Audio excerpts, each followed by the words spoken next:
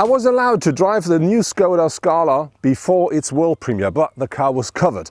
Then I've been to Israel for the world premiere, but I wasn't allowed to drive the car. Today is the first time that I see that car uncovered on the road. Very important with the Scala is it is the successor of the very successful Skoda Rapid Spaceback, and I think more important, it is the first production model of Skoda that features the new design language of the brand. Skoda says the car should be very comfortable on one hand and very modern on the other side. How it drives, what else it delivers, let's find out now. Looking at the front of the Scala, you instantly see the car looks a lot wider and flatter than its predecessor. One reason for that is the slimmer and wider grille of the car, and the other one are these new headlamps. Very important is the Scala comes as standard with LED lights at the front, but you can also have an option feature which is called a full LED package that starts at a price in Germany from 740 euros onwards. And the difference here is that with a full LED package you will have the full beam as well as the indicator as LED lights as well. And just to have a look at it and to instantly know which one is mounted, you can see with a standard version the daytime running light is down here. With our full LED version the daytime running light is up here, and the other one is we've got the eyelashes, which the standard one doesn't feature. There are two different petrol engines available for the Scala. There is a 1-liter petrol engine that delivers either 95 or 115 horsepower, and there's a 1.5-liter petrol engine that delivers 150. On top of this, there's a 1.6-liter diesel with 95 horsepower available, and later the year you can also order the CNG engine with 90 horsepower that then works on natural gas. Gear shifting works either with a 5 or 6-speed manual gearbox or a 7-speed DSG, and very important, the power always goes to the front wheels. Our Skoda Scala features the 1.5-liter petrol engine, and that delivers 150 horsepower and 250 Newton meters of maximum torque, and is combined here with a 7-speed DSG gearbox. Very important is our car features the so-called sport suspension, which gives you the opportunity when you use the optional drive modes and you switch to sport, not only the steering gets stiffer and the engine is a bit more crisp, also the suspension gets even more stiff, and that gives you the opportunity to drive the car a bit more sporty. But for me, the Scala is more a car where I look at things like comfort and practicability, and if you drive the car in sports mode, and with a sports suspension the car also is 15mm lower, I think you really do have a small lack of comfort, and this is something where I say I would not order it, because for me it's absolutely not necessary. The space the Scala offers is typical Skoda for me. So you do have, as a driver and co-driver here at the front, more than enough space. Even me as a tall person, I really do sit quite nice in the car. You can adjust the steering the way you want, and as you see I do have enough head space left. But when I look behind my seat, or the co-driver's seat, it looks like there is sufficient space, but I think we're gonna have a short stop to check out if I could sit behind myself. As promised, a short stop to see if I can sit behind me. I didn't change my seating position, and now let's climb in. So I sit in, and I do have to say I have a bit of headroom left, and as you can see my knees do fit behind the seat easily. I have space enough for my feet, and so I can say, even though it's a compact car, in the Skoda a tall person can sit behind a tall person.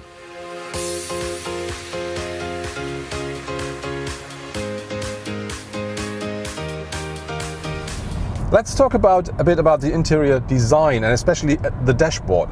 Skoda tried to duplicate the line of the front of the car inside here at the dashboard, which means it comes here, goes a bit down and goes up again, so a bit like the grille of the car.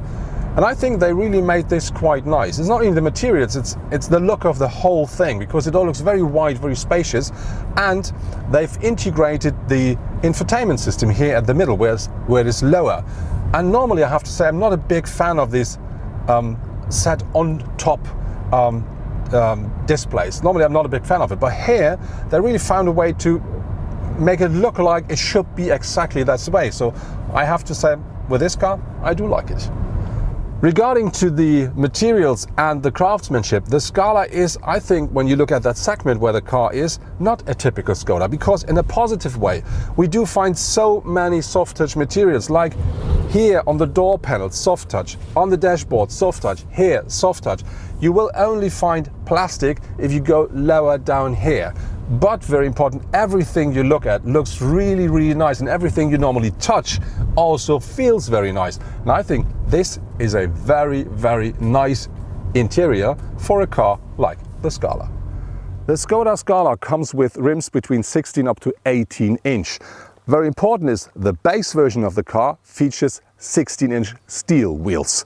Our car here has mounted the 17-inch alloys. They are standard with the trim level style. When you look at the whole side of the car, you see there are not so many lines, but all the lines are very precise, and that gives the car the more modern look. And when you then look here at the rearview mirrors in black and these tinted windows from the B-pillar onwards, that gives the car a bit of a sporty look. And the whole shape of the car, I think the roofline is quite nice because the roofline drops slightly to the rear of the car, and that provides the car a look, I think, between an estate and a hatchback. So something special. Very important is you can have as an optional feature a panoramic roof, but that costs you 730 euros here in Germany.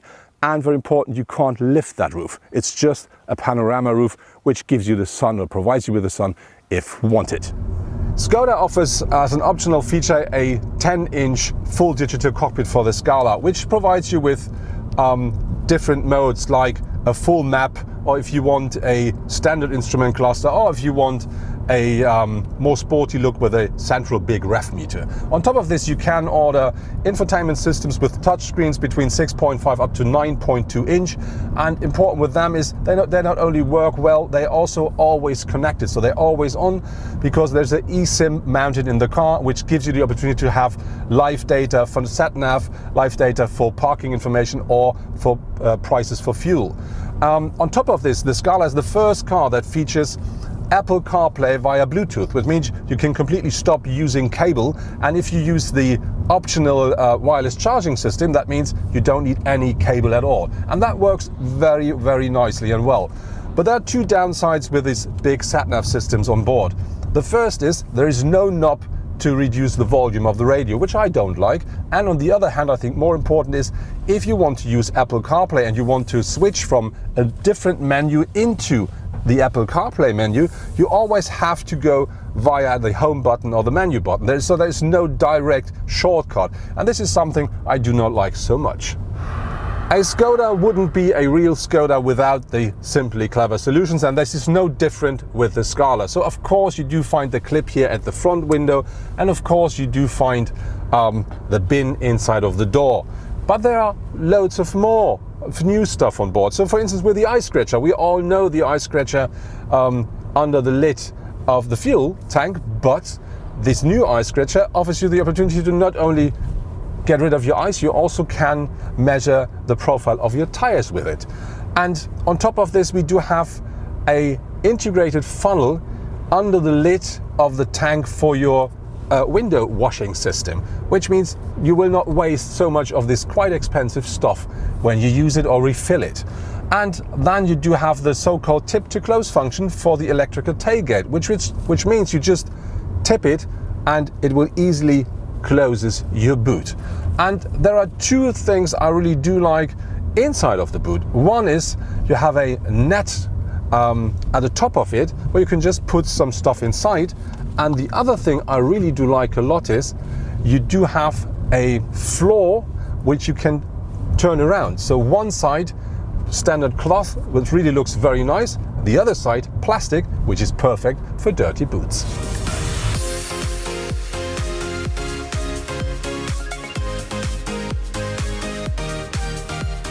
The most crucial safety systems are always on board of a Skoda Scala. So you have a standard, a so-called front assist with emergency braking, and you will always have a lane assist as well.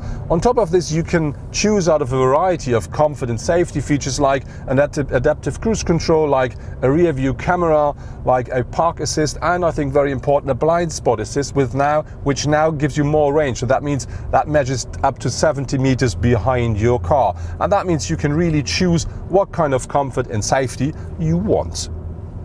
The first thing that attracts your eyes at the rear of the car is for sure this big black glass panel here, which is typical for the Skoda Scala. And very important, this is the first Skoda model that features no logo. It features the Skoda signature here at the rear. What I really do like is this cut down here, because this is a precise line and that makes the whole car look a lot wider. And another thing that is important for the look of the car are these 3D taillights here, and very important with them is, as standard, you will have the indicator as well as the rear lamp as a standard bulb, but we do feature the full LED package, which means we do have everything that illuminates as LEDs, and on top you get the dynamic indicators as well. While standing at the rear of the car, let's have a look into the boot. The Skoda Scala features, with the rear seats up, 467 litres of boot capacity. If you fold down the rear bench, that increases up to 1,410 litres. And these are about 100 litres in each position more than the Volkswagen Golf. As a typical Skoda, the storage amount inside of the Scala must be sufficient. And so we do find quite big storage spaces here inside of the door panels, where you can easily put a bigger bottle into it if you want. You also do find two cup holders here at the center console and an extra department beneath the armrest. On top of this, you do find a small department here at the front, where normally is the wireless charging mounted if you want. And of course you do find enough space in the rear doors as well. So the car really provides you the amount of space you need to get everything with you want to have in your car. What I really like is the control of the climate control with the Scala. The standard controls are mounted beneath these air outtakes here in the center console, and that works with buttons and knobs. This is standard, but if you press the menu button here, the whole menu pops up to the main screen here at the top, and that really gives you the opportunity to not only change it the way you want, you can also instantly see how it works. Skoda says that our car, the Scala, with a 1.5 litre 150 horsepower petrol engine combined with a 7-speed DSG, should take about 5 litres per 100 kilometers driven in average. We didn't reach that number. When we drove this morning, quite easy and, yeah, let's say slow, we reached a number of about 6.2 litres per 100 kilometers driven. But now we did a bit more of driving, and now we reached a number which is about 7.2, 7.3 litres. And I think this is a number you should expect if you drive the car daily. So, which means you may drive a bit more quick on driving through the countryside or on the motorway. And I think you should expect an average of 7.2, 7.5 maybe, but I think for a 150 horsepower petrol engine, that's an absolutely fine number. That was my first test drive with the new Skoda Scala. What I really do like with the car is, once the exterior design, that's modern and that's fresh, and then the interior is so spacious and, very important, we find nice materials and modern technology. We drove the 1.5 litre 150 horsepower petrol engine, which works great, and we did have a consumption of about 7 point whatever litres per 100 kilometers driven. I think that's absolutely fine for that segment of a car. The base price of the car is a bit above 21,000 euros, but if you want the engine we have and you want the trim level we have, you do have to pay more than 27,000. If you then pick up all the little bits and pieces we have on board, you have to expect something above 30,000 euros. But still, that car really is absolutely a great competitor in its segment. So I think if you need a car in this compact segment and you don't want to spend too much, have a closer look at the Scala.